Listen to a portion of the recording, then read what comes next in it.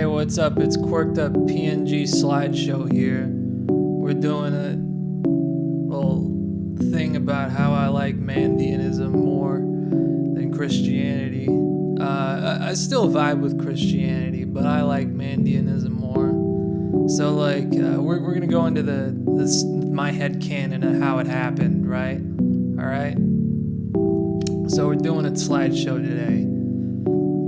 2,000 years ago in the Middle East, we're setting the stage, okay? You know, Jesus, Yeshu, John, Yohanan. That's how we're gonna call about all these guys. Yeshu, Yeshua would have been like a more feminine name, you know, like Haparkia was. You know, usually in a formal kind of context, he'd be like Yeshua, but you know, it's more like Sharon. You know, it's like somebody being named Sharon. You know. And they're a guy.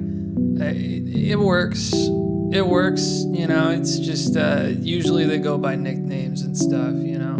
So Yeshu probably would have been what he would have been called by most people, and Yohanan would have been what John would have been called. Okay, right? So Yeshu was the son of Mary.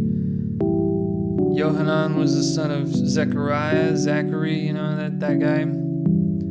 That guy got murdered. Zechariah got murdered. So I'm thinking Yohanan meditates on forgiveness for his father's murder, starts his practice teaching forgiveness. Then he goes,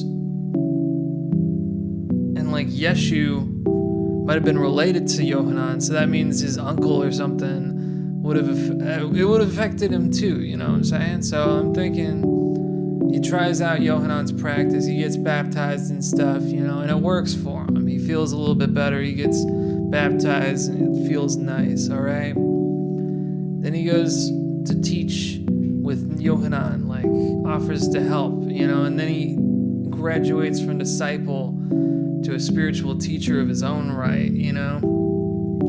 And then Yohanan criticizes Herod's marriage, and then he gets imprisoned, and then his flock's kind of left without anybody except for Yeshu, and it becomes its own thing. You know, he gets arguably more followers, and then they split from Yohanan's loyalists, and Yohanan's loyalists end up turning into mandaeanisms, right? The mandaeans. And then Herod has Yohanan beheaded, just cuts his head off because he's that petty about his marriage, right? Then Yeshu adopts one of the titles of Caesar in protest. A lot of people don't know about this. Son of God was a title for Caesar, like even dating to like Julius Caesar and all that. That was something that they called the Caesar, like son of the divine and all that, like the same title in Greek that's used in the the New Testament, you know, written in Greek.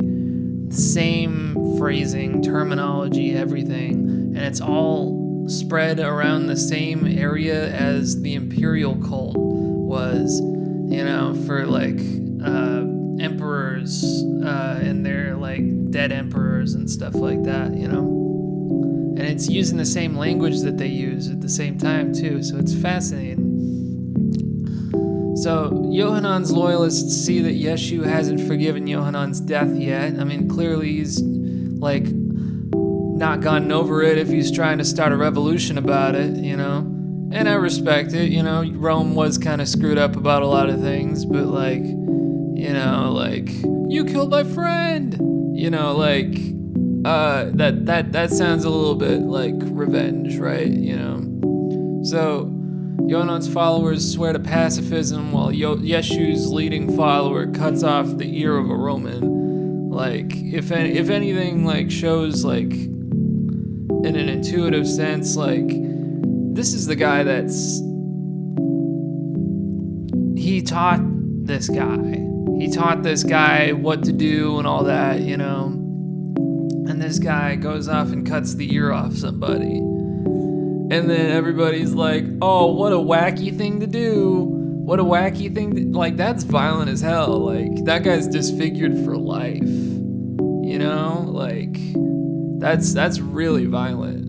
Can you imagine, like, anybody cutting somebody's ear off today? Like, cutting it off.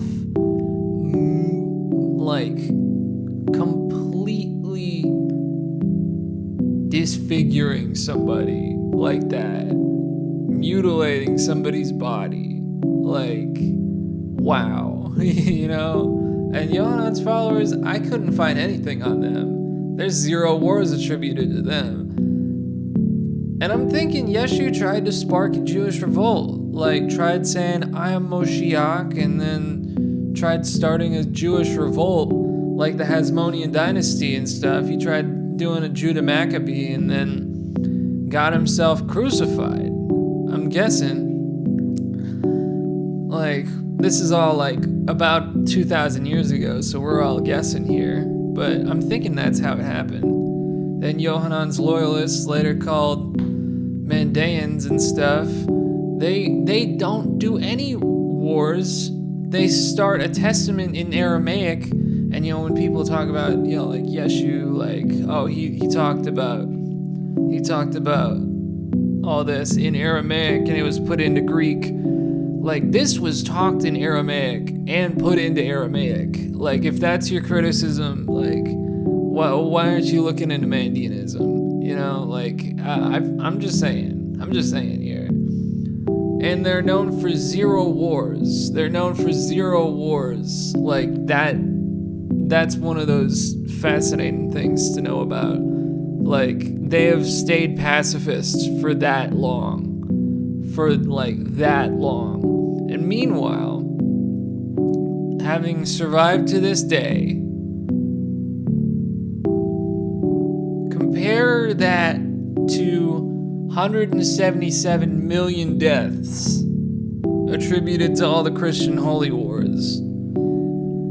I look at that figure and I like the Mandaeans more, you know?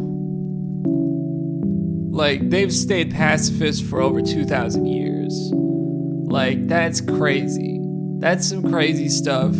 That's a track record I respect. Anyways, remember,